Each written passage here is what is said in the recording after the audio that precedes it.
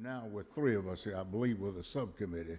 So I'm going to go ahead because, he presented a great bill last time, and I want to make sure we take advantage of his time. We were in a Rules Committee meeting, and Senator Dolezal got me here on time, so give him credit for that. But why don't you go and sort of give us a brief refreshment of what you talked about earlier, and let's see if we can get some action on it, okay? Yes, sir. My name is Scott Holcomb, and I'm presenting to you House Bill 364. House Bill 364 has been an effort that this General Assembly has worked on for many years, and I think there's long been a recognition that we would benefit by improving the process by which we compensate the wrongly convicted. As you all are aware now, and as the resolutions that follow will be presented, right now it requires an individual resolution. So every person who is wrongfully convicted has to have a resolution filed and go through the whole gauntlet of the legislative process. Many members have shared with me, and candidly, I'm a practicing lawyer and a former prosecutor, that they feel a little bit uncomfortable making these decisions, is that they require an expertise in understanding if the person was in fact innocent and reviewing the legal case history to come up with a good decision. So what this bill does in a very high-level overview is it would create a panel of experts, which would include a judge, a district attorney, a defense lawyer, and then two appointments, one from the House and one from the Senate. And those appointments would have to have specific expertise in wrongful convictions, and particularly with DNA evidence. My understanding is almost everybody who has been exonerated, meaning that they did not commit the crimes that they were prosecuted for and jailed for, have been released because of DNA evidence. We've had great advances in DNA evidence and technology and testing over the last couple of decades. So this group would then evaluate, ensure that the person is innocent. We've worked with the prosecutors to make sure that the language is tight and would only apply to those that are innocent, not to those that may have been released on a technicality. And then if they found the person was innocent, then they could recommend compensation. So we already do this as a General Assembly, so we'd be delegating this to experts, and the range would be between 50 and 100,000. That range was determined based on studying how this is done across the country. 38 states have wrongful compensation panels, and the median dollar amount is $75,000. Most states set a specific sum, whereas we are putting in place a range, and then the panel could take into account different factors in terms of making a recommendation within that range, between 50 and 100. And one point to note is that in surveying the other states, there are some states that are much, much more generous. Some states provide $200,000 per year of incarceration, as well as even medical benefits afterwards. So what Georgia is doing is certainly significant, and I support our measure, but compared, relatively speaking, is we would be kind of right in the middle. But we would also advance, I think, this process, if this were to move forward, by being a state that has a commission of experts to help the General Assembly with this decision. So then finally, if there was a recommendation, it would go to the Chief Justice of the Supreme Court. The idea there is that since the mistake took place in the court system, it makes sense for it to be within their budget. Also, because of separation of powers, my understanding is that the governor, when making his recommendation to the General Assembly, usually does not change in any way the recommendations that come from the judiciary. So the General Assembly would then have it and would have final oversight for any recommendation. Then the last sort of substantive part in the bill to highlight is this also has a protective feature for the state, whereby if an individual had a claim for wrongful conviction, there is under civil law a claim for wrongful conviction, the state would get a credit for that. In other words, if somebody participated through this process, they could not both get a dollar amount from this and then also receive a dollar amount unaffected in that claim. There would be a credit and an offset because those dollars are coming from the state. So I'd be happy to answer any questions. And the other thing, Mr. Chairman, to just point out is we did have a discussion earlier this week when we met about the annuity issue. As written now, the bill has a recommendation that the funds are provided in cash. The primary reason for that is that these individuals, the vast majority of people that we've compensated have spent 15, 20, 25 years in prison, so they don't have assets, they don't have property, they don't have retirement, they don't have Medicare, they don't have Social Security. So experts in this space strongly recommended cash because the needs are very great for those that have been harmed this way. But there was a recommendation to have an annuity if the award were above 1.5 million. So I had an amendment put together. If the committee was interested in pursuing that, I actually think it's a really good idea, and I would support it if that were the will of the committee. Right. Yes, sir. Okay. I handed it in earlier. You have the amendment, members, you have the amendment, they don't have it, okay. Can we get a copy made of that so we can look at that amendment? While we do, I went online and looked at just a few of the exonerations across the country, and it's really, really varied, but you got about 1,000 a year in the United States of America. I looked at Texas, they offer $88 million, $88,000 a month. Yes, sir. And then it go paying taxes as well. So where are you feeling on the taxes issue? Not the amount, but are you sort of feeling fuzzy about there the should not be taxes tax because this is a it's not income, and we have a reference to that in the bill. It may take me a second to find it, but this money should be exempt from taxation. Okay, all right. Because that happened to one of our persons who had been exonerated, and he was hit pretty much. So what I will do right now is, do each member have a copy of the amendment? You don't? Okay. Okay. Yeah, pass it around. Okay, thank you. Will you take a look at the amendment, and let's see if this is something that we can look at? And I don't think there's any trouble with the amendment on this particular bill. And I also noticed that of all those, what I said about just under 1,000 in the United States, it varies. The least or the medium is like $3.6 million compensation for any length of time. It doesn't deal with that, but I just thought that was sort of interesting.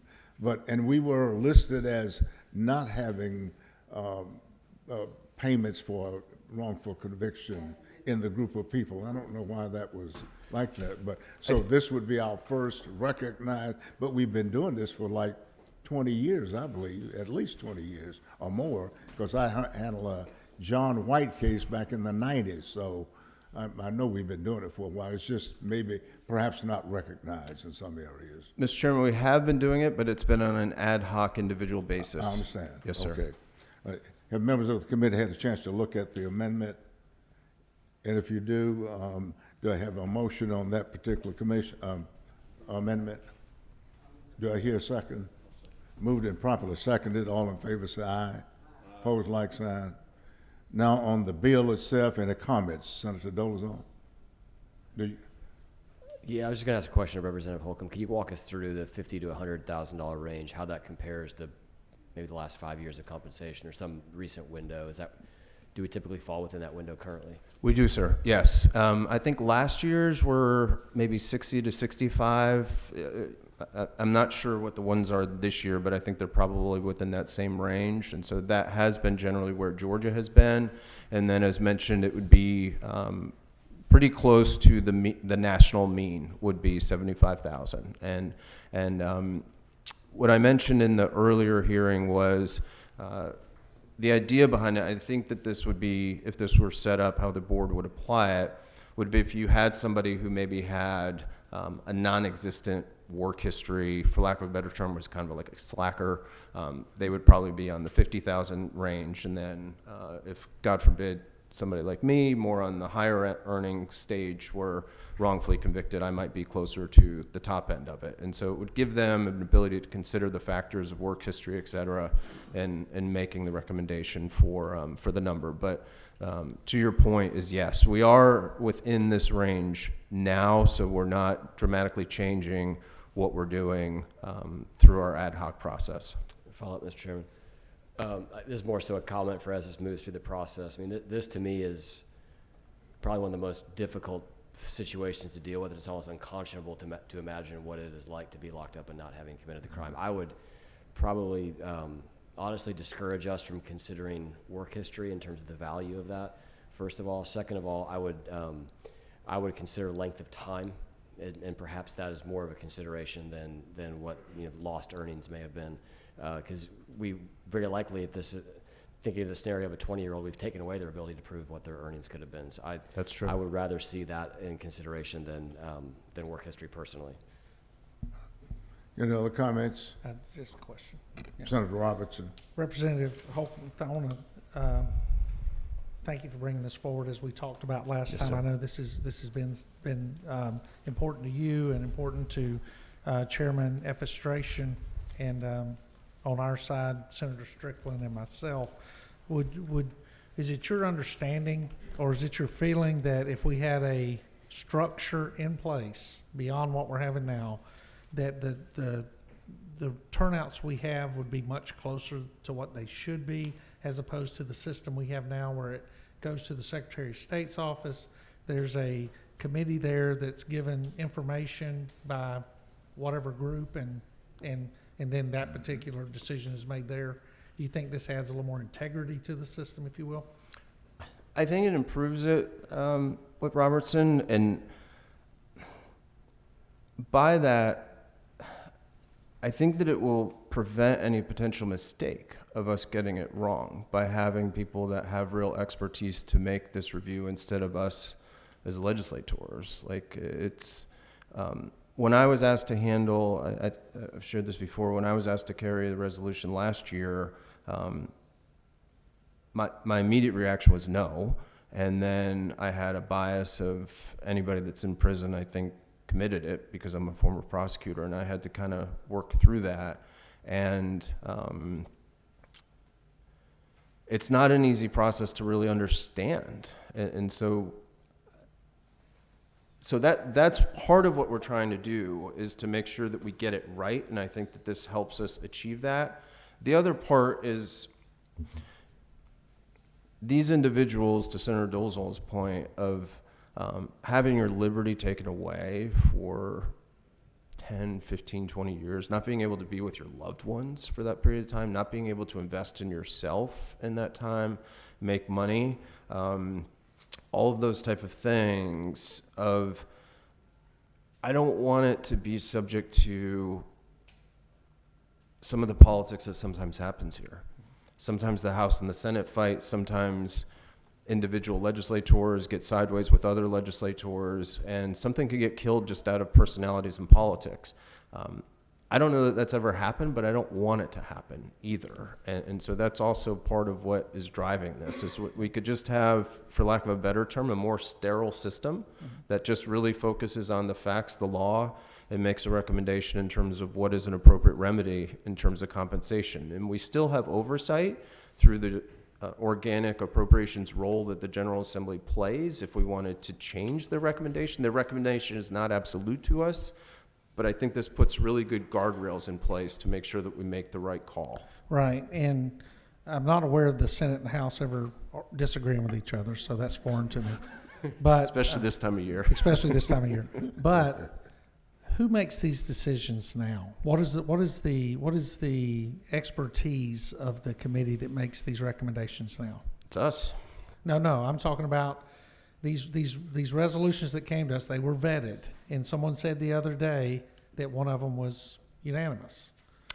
So the way that it works now, you're correct in terms of there is a process now, and that process is that they come through the Claims Advisory Board. But the Claims Advisory Board is not filled with experts on wrongful conviction. Okay, is there a prosecutor on the Claims Advisory Board?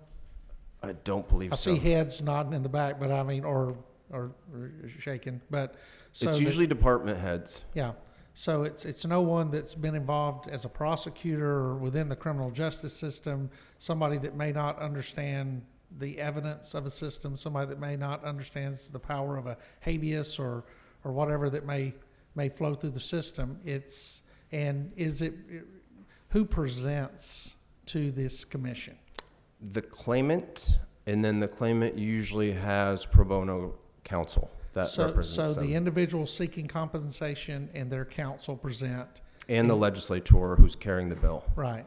So there is no one presenting from the other side. Let's say victims of this situation, victims' families, or anything like that. This is, to be frank, I guess, a very one-sided presentation. Well, The along ones with that I've seen, yes, and I think that's because they were exonerated and there wasn't a victim by these individuals, but I don't know if the current process forecloses that from happening. That's a question I'm not sure of the answer. But as I mentioned to you last time, this does have an invitation to the prosecutor and the district attorney, or the attorney general or district attorney. So if that person wanted to participate and object to the request for compensation, they would be on notice and would be able to do so, which I think is another good safeguard. That's current right now, that the person who was harmed or allegedly been harmed by that alleged person, perpetrator, they can appeal or bring it to the attorney They can general's object. petition right now, right? So, that the very line of the questioning and commenting that's the very reason I think we need the kind of a commission that would sit in judgment and look at it, because otherwise, just as he said, you're gonna have those feelings going back and forth and people speculating and have another jury kind of setting again, I suppose. So I would suppose that's why we want to move towards a kind of unbiased, whatever that is, unbiased commission. But anyway, any more comments about it? Senator, yeah, Senator Dolezal. Mr. Chairman, we're still in the posture, discussion.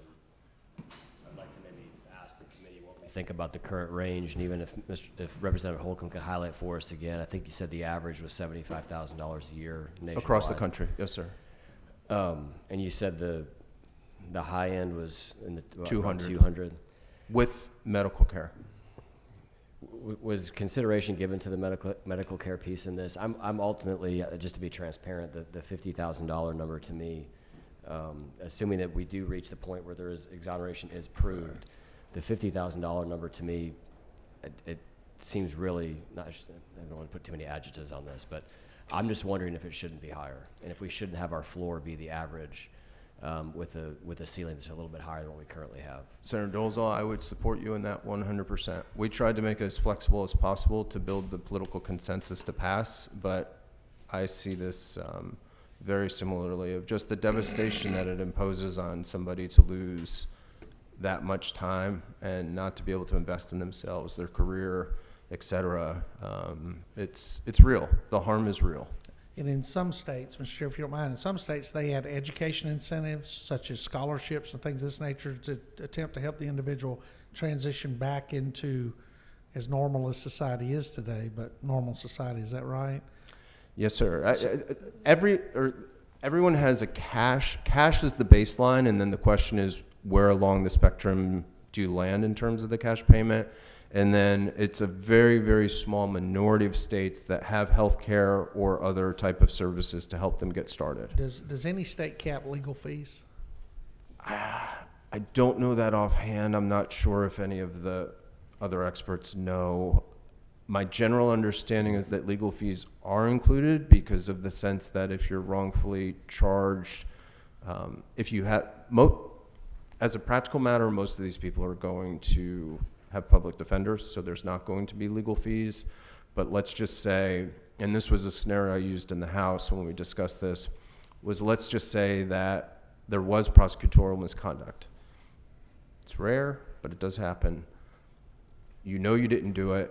You have resources. You invest your resources, but you don't get a fair trial because there's prosecutorial misconduct.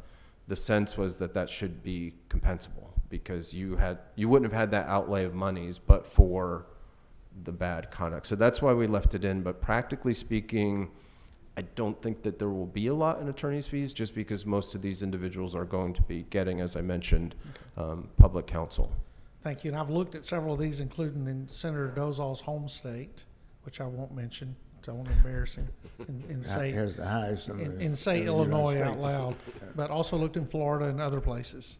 And so I do see where some, like you're talking about, have capped a few expenses and things of that nature. So I appreciate it, and Mr. Chair, when the time is right.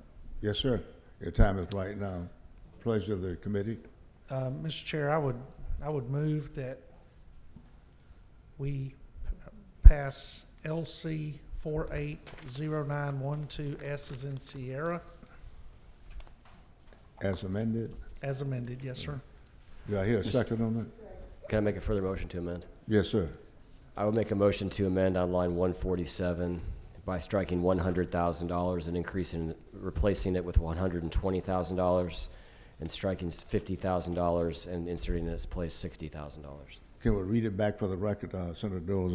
Give me the line again. Line 147 would then Yes. read, may include $120,000 per year, but shall include no less than $60,000 per year.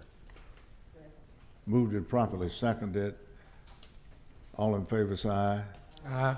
Now we are past the bill as amended as amended. All in favor, say aye. Aye. Opposed, say like sign. All right, it passed unanimously. Thank you. Thank you, Goes to sir. committee. Thank you, members Right, of the sir. committee. Thank you for your work on this. Thank you. Yeah. Appreciate that. All right, we need to go next to, on the item is House Bill 48. Ms. Evans.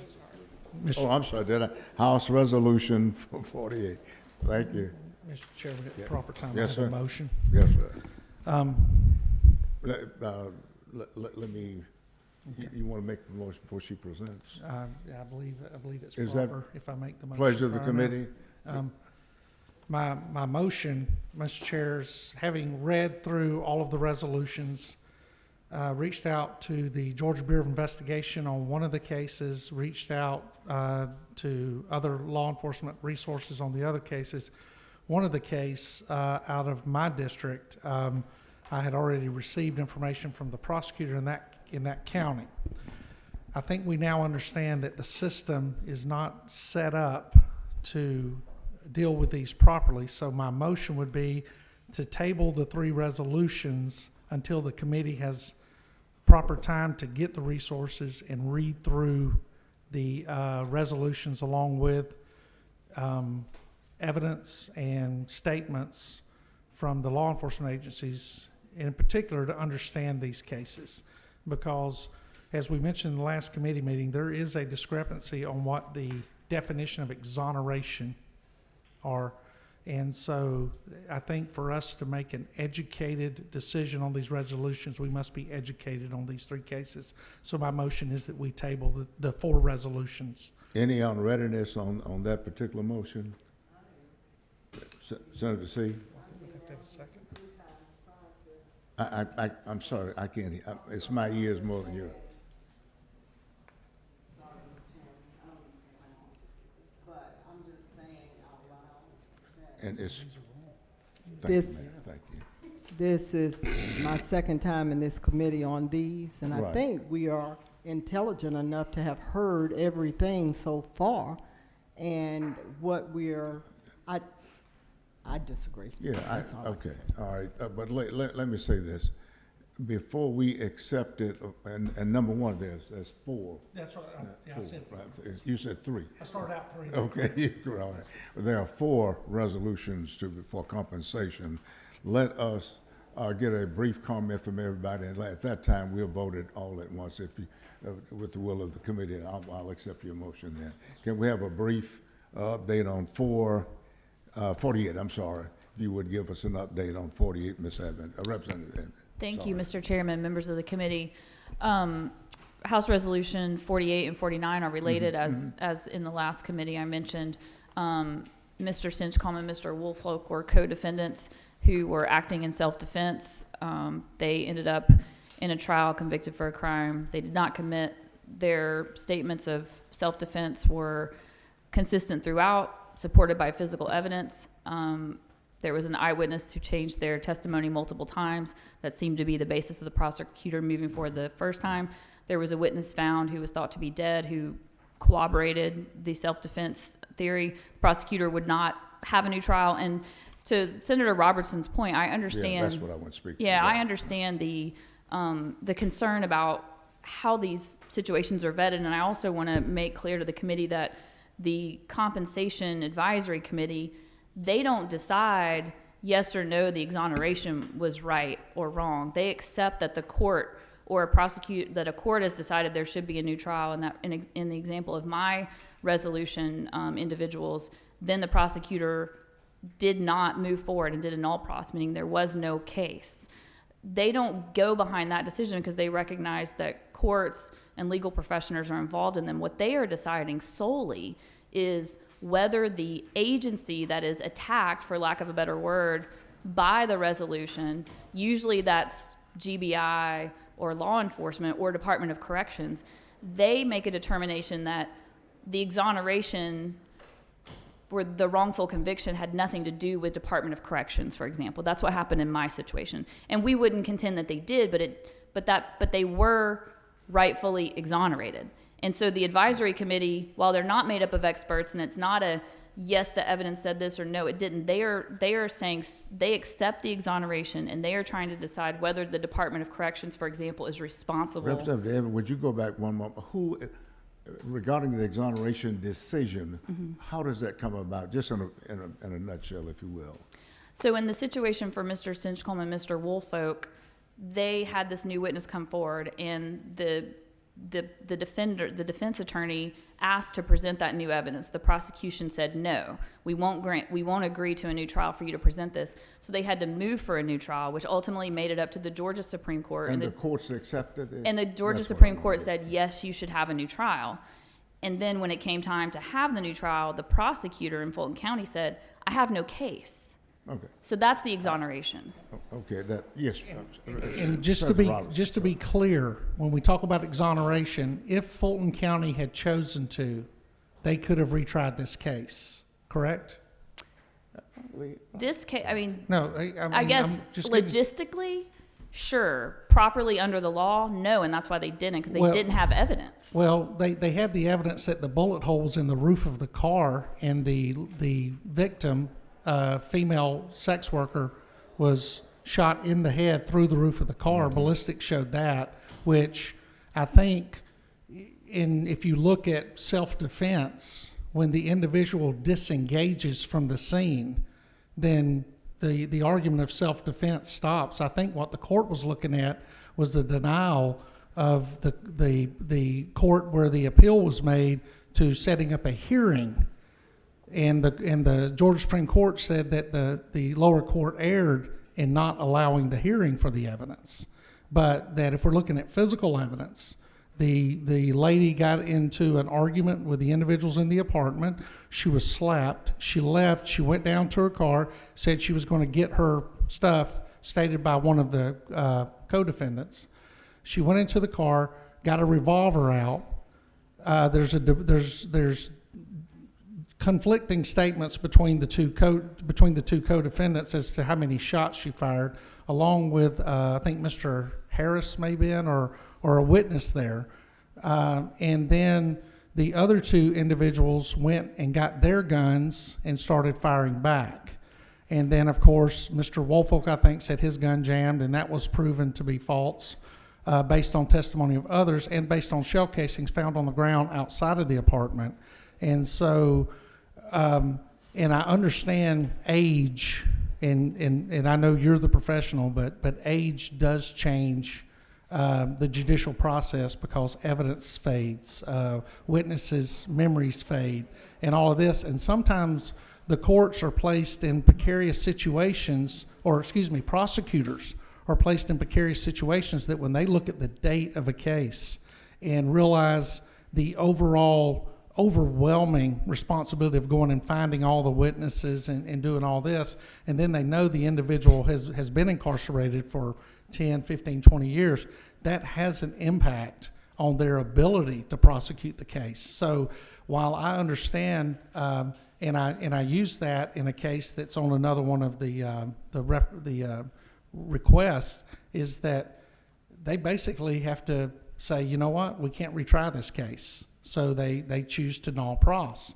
and I respect that. But that is my concern, is that these two individuals and this the victim did all have guns, and there were firing. And if you look at the evidence as presented in court that shows what goes on, I mean, I think the most critical eye in me, knowing what standard I was held to as a law enforcement officer, then I know that if I would have fired around through the roof of a vehicle after disengagement, I would have had a really hard time justifying that use of force at that level. And so my concern is, in talking about the commission, is that it's an unbalanced process, correct? And these right here are based on an unbalanced process. And so while I can't say that I would not support giving any of these things out, I do disagree with my fellow senator that having 2 committee meetings without all of the information has not educated us. It has not. The stuff I received from the GBI, I received this morning because my intern drove to the GBI and picked it up. And I've just started the process on that. And that's my concern, because the monies that we're going to hand out do not come from, it's not us chipping in a fair amount up here. There's 11 million Georgians responsible for us making the right decision. And while I applaud what you're trying to do, I absolutely support changing the structure of this so it is more fair and equitable. I just feel at this point, based on the evidence I've read in the arrest reports and stuff like that, that I have an issue with the word exoneration.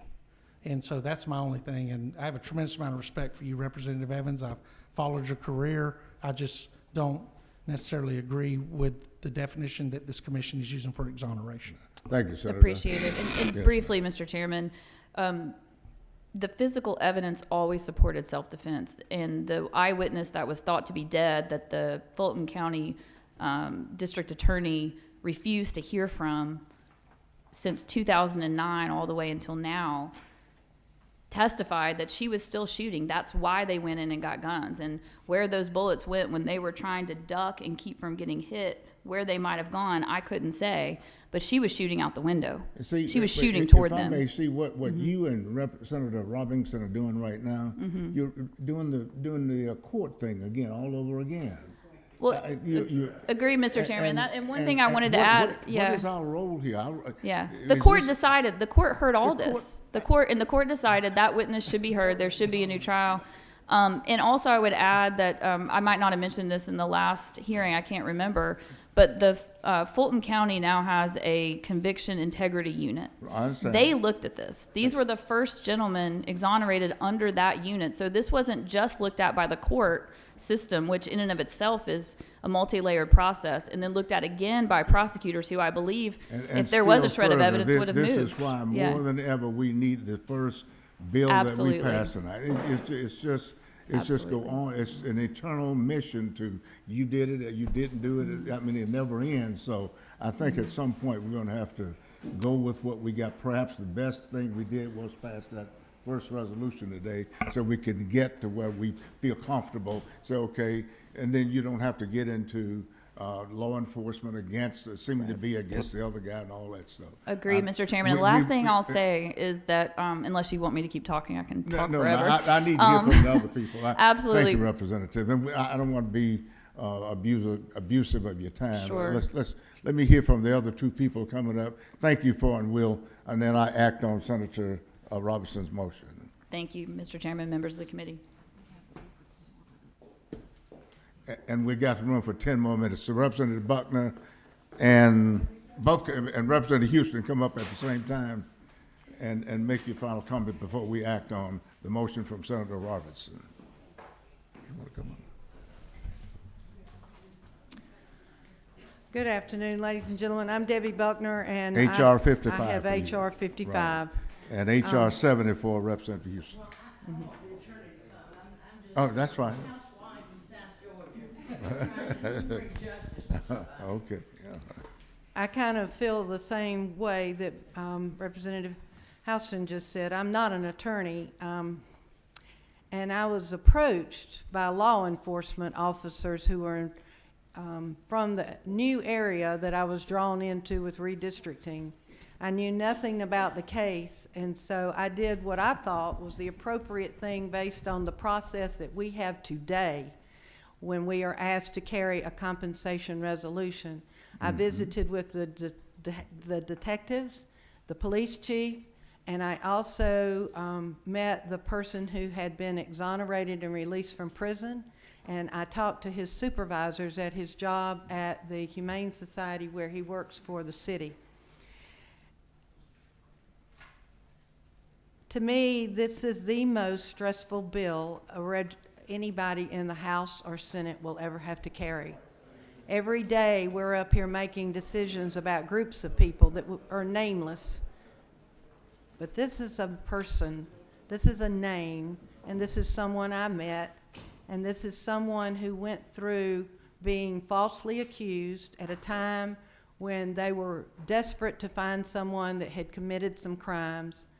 And he just happened to be in his own words, simple-minded, uneducated man that was picked up and was accused. And he had one trial that lasted one day with a set of jury. And I'm gonna speed it up, I promise. I know people are coming in. It's 8 minutes, I think. They have. This man has sat in jail for over 20 years. I'm frustrated because I started on this hoping to help a constituent who has gone through the extraordinarily difficult process to be exonerated, to be released from prison, to be told he was finally heard that he was not guilty of what they accused him of. He had maintained his innocence. If we are going to use DNA evidence to identify those who commit crimes, we've got to use DNA evidence to release people from crimes that they were falsely accused of. Okay, ma'am, at this time, would you make your final comments as well? And I'm sorry about the time, but it's just that time of season for us in the Capitol. With Representative Buckner, and I also signed up on the list, and I just But wanted that's- to make one quick point, which is that when Senator Robertson was talking about the Claims Advisory Board not receiving information from the prosecutor or the victims, that's actually factually inaccurate. The Claims Advisory Board did seek out and does seek out, and it's actually written into the rules and regulations of the Claims Advisory Board that they have the power to seek out. And in Mr. Talley's case in particular, the prosecutor submitted a letter, as well as the Claims Advisory Board reviewed that, as well as the press release that was gone out at the time, and the letter from Chief Dekmar indicating that he believed that Mr. Talley was innocent. So these are innocence cases, all four of these that are being brought before you, and postponing them for a year leaves these people that have been in prison for decades, not earning any money, not establishing any credit, not getting any Social Security payments going in, coming out with absolutely nothing. Mr. Talley works for the city, and he makes $391 a week. Postponing this, in his case, in all of these cases, is detrimental to people. These are lives of people who are wrongfully convicted, who are trying to get reestablished in the community. I recognize the need of a strong bill, and it's fantastic that we passed out Representative Holcomb's bill. However, we should not kill these other ones because that could solve the problem next year. Okay, I've got to cut it off right. Get a few minutes, ma'am. I'm sorry about this, but if you can, a few comments, and then we got to vote. This is Understood. We will gotta be do. very brief. yes, but by all means. So thank you. I'm here again on House Resolution 70 on behalf of Mr. Devanya Inman. I'm sorry, Senator Dolezal, you did not get to hear the presentation in the earlier committee. Mr. Inman served 23 years in prison for a murder that he did not commit, and we have talked a lot about exoneration, and we have talked a lot about the benefits of bringing in experts. The great thing in this case is that we have those voices in this case. In 2019, the presiding Justice Namias one of the most highly respected jurists and former prosecutors said about my client, Mr. Inman. During my decade of service on this court, I have reviewed over 1,500 murder cases in various forms. In those cases, trial courts, habeas court, and this court through appellate review have occasionally granted new trials to defendants who appear not to be guilty of crimes for which they are convicted. Of the multitude of cases in which a new trial has been denied, Inman's case is the one that causes me the most concern that an innocent person remains convicted and sentenced to serve the rest of his life in prison. Let justice be done. He closed his opinion. Thank you very much, Thank and you. I apologize for the time, but it's at the breast of this committee that we have a vote pending, and the motion is to table the issues for the remaining bills until next meeting, which is obviously going to be next year. All in favor say aye. Opposed, like sign. Raise your hand. What's our note? All in favor, raise your hand on the motion, in favor of the motion. Raise your hand. Opposed, I'm not raising my hand, I was asking you to hold your hand. Okay. Opposed, like sign. Wait a minute, what do we have here? The tie's on you. Ties on me, what is it, 2-2? Tie's on you. All right, I'll vote with my colleague right here because he said that we didn't have enough time, so and we have no time to actually move on anyway, but I Well, believe. it's too late for him now. Yeah, it's too late, yeah, it is. No, the 2 years is up. Say again? Don't you just have 2 years? What is the motion right now? I mean, what portion are you in? Don't you have just 2 years to come back after you've been released? No, ma'am, it's next session. Am I right about that? Mr. Chairman, Yes. No, didn't Senator Dolezal, can you give us some clarity on that? I would just request, now that these I guess 4 resolutions have been tabled. In order to really give this the time that it deserves, I would suggest that we find the time during the summer. If we can get the documentation Senator Robertson has to each of the members of this committee, that we would then take time over the summer to review, and that we would take action upon this, whichever direction we go immediately upon returning the start of the next session. So you voted with Let me them? ask y'all a dumb But question. but the vote is Do 3-2 the anyway. courts It would be a not 3-2 get the anyway. same information like these judges over at the Court of Appeals and Superior Court? Should they get the same information you get? You know, I was with The vote is 3-2 that we would table anyway. Well, no, All I right. just wondered if the courts had the same information you had. We are dismissed. Thank you.